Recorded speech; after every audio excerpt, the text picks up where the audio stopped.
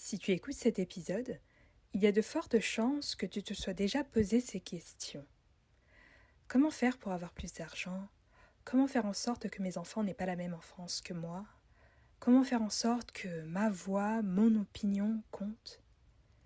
Tu es ou tu as grandi dans un certain milieu et pourtant tu vois ton avenir dans un tout autre.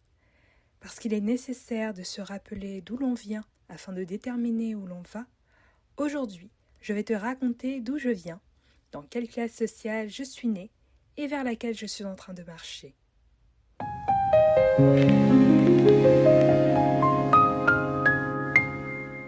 Bienvenue sur Mon Éloquence, le podcast dans lequel nous cultivons l'éloquence afin de prospérer à tous égards. Je suis Simone, ta chère hôte dans ce podcast dans lequel nous parlons éloquence et ascension sociale. Belle année 2026 à toi, je te souhaite de devenir plus éloquent et de faire ne serait-ce qu'un pas de plus dans ton ascension sociale en cette année. Pour le premier épisode de l'année, je souhaite revenir aux sources et commencer par parler de mes ancêtres, la plus récente étant ma mère. De ses 8 ans jusqu'à l'âge adulte, ma mère a grandi avec un seul de ses parents en Angola. Avec les années, le parent en question s'est marié avec une autre personne, mais durant un long moment, ses sœurs et elle vivaient dans une famille monoparentale. Le parent en question avait une excellente situation financière pour l'époque grâce à sa fonction de direction dans une société. Ma mère a suivi une éducation classique. Très jeune, elle maîtrisait déjà 3 langues, ce qui est un réel atout pour l'époque, et était même interprète à l'adolescence. Elle interprétait du français au portugais. De ce fait, ma mère a grandi dans une classe moyenne en Angola, avant de venir vivre en France au début de sa vingtaine. Voilà ce que je sais de la classe sociale de mes ascendants du 2e degré. Quant à moi, je suis née dans les Hauts-de-Seine en France, d'un père ouvrier du bâtiment et d'une mère sans emploi à l'époque. Un des 46,1% des foyers en France, selon une étude de l'histoire familiale de l'INSEE parue en 1999. 3 ans après ma naissance, ma situation familiale a changé. J'étais désormais dans une famille monoparentale, avec une mère au foyer dans les premiers temps, mais qui a enchaîné les missions d'intérim, les boulots, etc., comme elle pouvait, car le monde ouvrier n'a pas toujours les mêmes horaires que le milieu scolaire. Nous vivions dans des logements assez précaires et temporaires, avant d'avoir un logement stable, et nous étions assez familiers des banques alimentaires jusqu'à mes 8-9 ans. Au sujet de la parole, je n'avais guère conscience de ce qu'était l'éloquence en vérité. Bien que je comprenais et parlais à moindre mesure l'une de mes langues d'origine, la langue française a toujours été ma principale. À la maison, nous avions un langage courant, même si je trouvais que quand elle s'adressait à des administrations, le langage de ma mère semblait un peu plus évolué, un peu plus sophistiqué. Je le trouvais plus soutenu et je trouvais ça vraiment beau à entendre. Du haut de mes quelques années et de mon langage d'enfant, je l'admirais réellement. Je ne manquais pas de grand-chose finalement à l'époque, ou du moins mes demandes étaient peut-être assez modestes. Elles s'organisaient financièrement de sorte à ce que j'ai des vêtements, des chaussures, des accessoires de qualité pour la rentrée et durant l'année scolaire. Par rapport à l'argent, je ne m'en souciais pas trop avant mes 10 ans. Les rares fois où je demandais à ma mère, elle me répondait qu'elle n'en avait pas, mais plus parce qu'elle ne voulait pas me laisser acheter des choses futiles que par réel manque. J'étais peut-être assez jeune là, mais je le comprenais. C'est aux alentours de 10 ans que je commençais à avoir plus de besoins, des sorties, des virées shopping ou le désir d'acheter quelques babioles qui m'intéressaient. Entre-temps, la situation professionnelle de ma mère avait évolué et j'ai été confrontée à une réalité, le manque financier. Une des craintes avec lesquelles j'ai très longtemps lutté est la peur de manquer d'argent. Il s'agissait, à mon niveau, d'une phobie qui a failli tendre à l'avarice. Mais le point positif de cette peur est ma gestion ordonnée de mes dépenses en ce que je réfléchisse un certain temps avant de faire un achat. Dans un tel contexte, ma mère m'a toujours souhaité d'avoir un emploi dans le secteur tertiaire. Dès mon bas âge, elle me répétait que je travaillerais dans les bureaux. Quand on passait près des gratte-ciel, elle me disait que quand je serais grande, j'y travaillerais, etc. Et cette idée m'enchantait pour dire vrai, car c'était beau à voir. Alors j'ai grandi et intégré le secteur tertiaire, et j'ai découvert que tous les métiers dans les bureaux, comme nous en parlions, ne se valaient pas. Mais une chose est sûre, la pénibilité physique y est moindre face à un emploi qui sollicite davantage le physique. Je pense ici à certains métiers d'ouvrier, etc. Même si j'ai grandi dans ce contexte, j'ai toujours eu la ferme conviction que ma vie d'adulte et mes derniers jours ne seraient pas du tout identiques à mes premiers jours, aussi bien dans le domaine financier que dans le domaine social.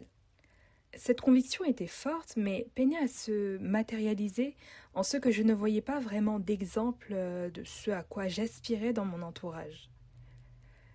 Là où je me voyais financièrement pas uniquement confortable, avec un haut revenu, mais je me voyais vraiment immensément prospère, je me demandais quel métier devrais-je exercer pour parvenir à ce niveau.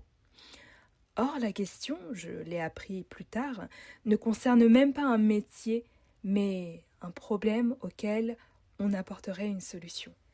Mais aussi, là où j'ai par moments eu à cœur d'exercer un métier dans le domaine juridique, je me suis parfois laissé freiner par diverses raisons, plus valables les unes que les autres, mais celle qui l'est moins est le manque de représentation dans mon entourage.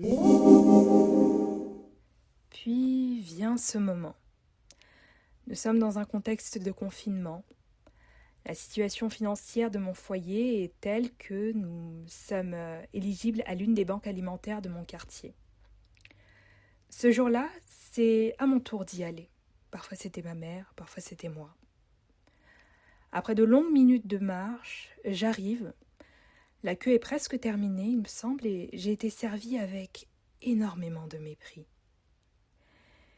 J'en suis ressortie en ayant du ressentiment dû au fait que je sois ou que nous soyons dans cette situation sociale et financière.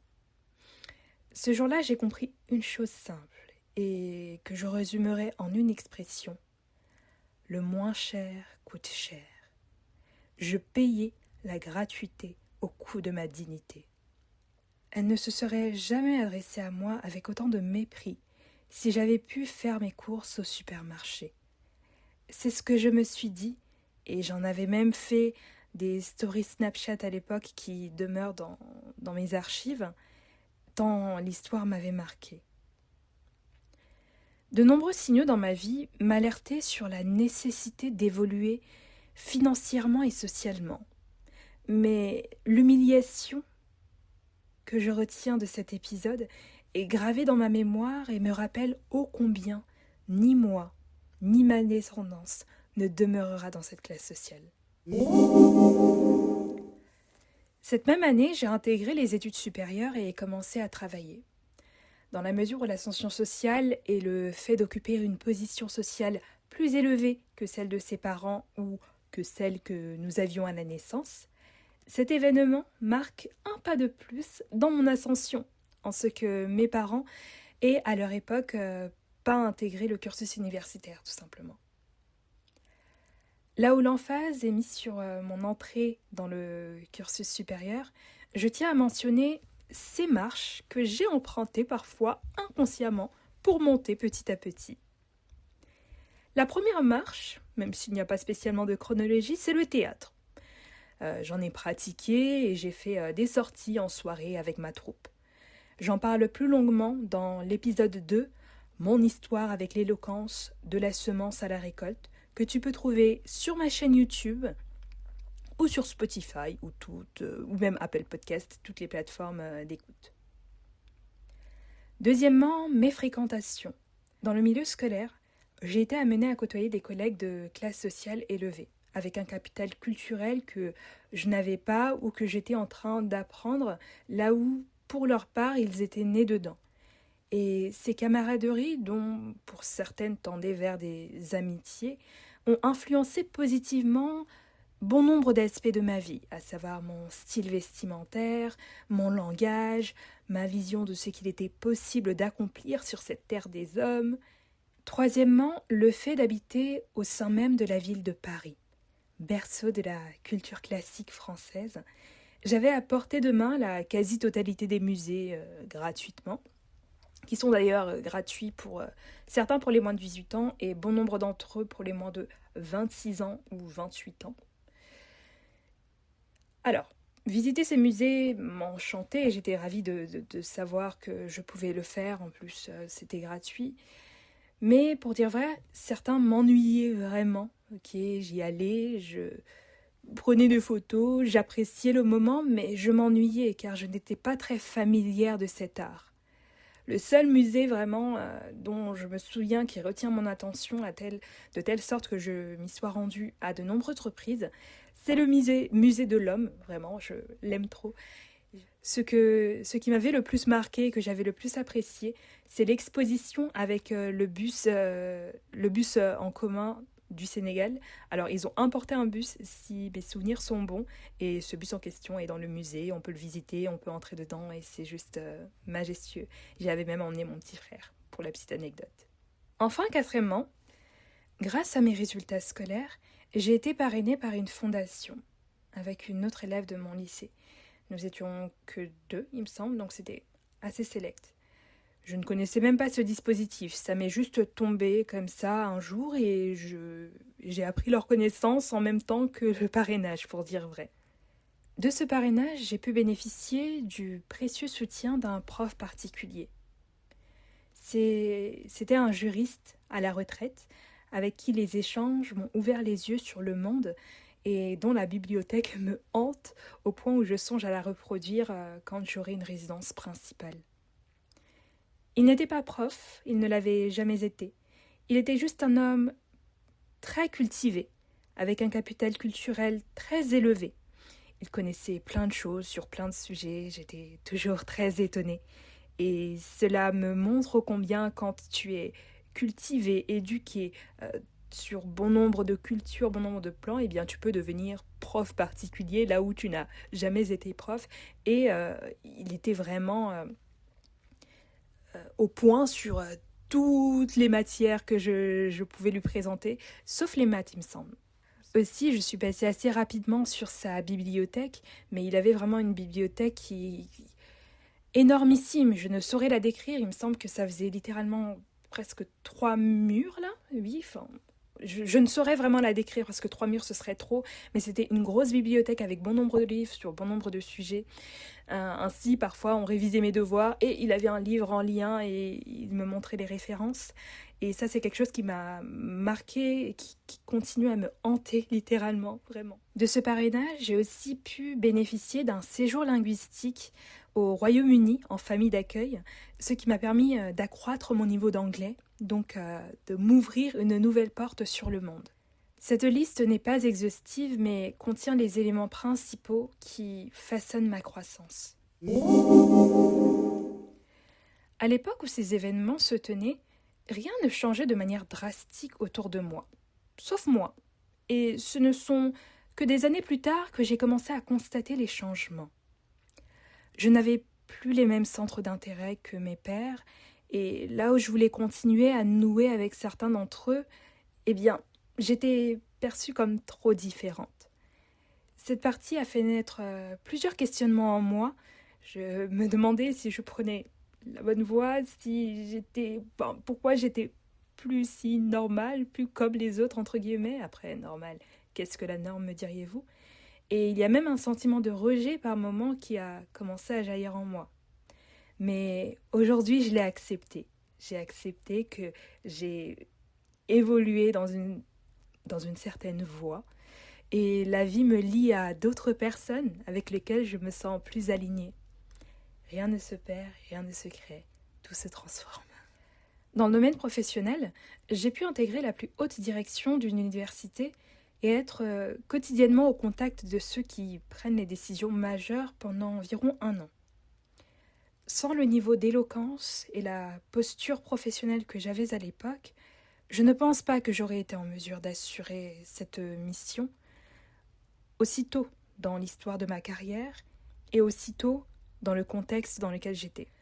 Le fait d'avoir une telle éloquence m'a aussi donné assez de cran pour développer une activité de coaching professionnel au début de ma vingtaine, là où j'ai toujours su que je monterais une entreprise un jour, même s'il ne s'agissait que d'une micro-entreprise qui aujourd'hui est clôturée, eh bien, quelques années plus tard, je pense que je n'aurais pas imaginé avoir ma propre activité si tôt dans mon parcours. Vraiment, c'est arrivé au bon moment, je le pense, mais plutôt que ce que je ne le pensais. Là où j'ai toujours vu l'ascension sociale comme une augmentation de revenus et un développement important du patrimoine, aujourd'hui je ne vise plus seulement l'argent. Viser que l'argent m'a fait suivre une filière d'études intéressante et généraliste, principalement pour les débouchés à haut potentiel de revenus qu'elle pouvait apporter. Viser que l'argent m'a fait mettre un terme à mes études après un diplôme pour m'insérer dans le monde du travail afin de commencer à investir dans un projet qui est louable, mais qui n'allait servir que mes intérêts et peut-être même nourrir mon ego. Viser que l'argent m'a permis d'avoir des revenus très confortables et utiliser ce revenu à bon escient sans pour autant me sentir si utile que ça par moment. Néanmoins, je ne m'en voudrais jamais d'avoir visé que l'argent dans le choix de mes études, de ma carrière, parce qu'au fond de moi, criait cette jeune femme qui voulait une vie différente, une vie de nomade, une vie libre, et qui voyait cette possibilité qu'au travers de ce qu'elle a souvent manqué dans son adolescence, l'argent. J'ai grandi, j'ai appris. Aujourd'hui et depuis quelques années maintenant, je veux une vie qui sert ces causes qui me sont chères, la bonne nouvelle, l'éducation et la justice. Plus de hauteur, plus d'influence, plus de vie qui vivent la vie qu'ils sont appelés à vivre. La prospérité financière, elle viendra. Non au hasard parce qu'elle est planifiée, mais au temps favorable et dans la mesure nécessaire. Néanmoins, ma course après elle a pris fin. Si toi aussi tu viens d'un contexte social similaire au mien, mais tu crois profondément que tu es appelé à plus de hauteur, tant socialement que financièrement, alors Mon Éloquence est fait pour toi. Mon Éloquence, ce n'est pas qu'un podcast, ce n'est pas qu'un média, c'est une école mentale pour ceux qui veulent changer de classe sociale sans renier leur âme. Si cet épisode t'a parlé, abonne-toi, car ce voyage, je ne vais pas le faire seul, je vais le faire avec toi. Et pour clore cet épisode, l'exercice est le suivant. Réponds à la question « Pourquoi veux-tu changer de classe sociale ?» Énumère tous ces éléments. Tu peux venir m'en parler par courriel, par message sur TikTok ou en commentaire. Peace.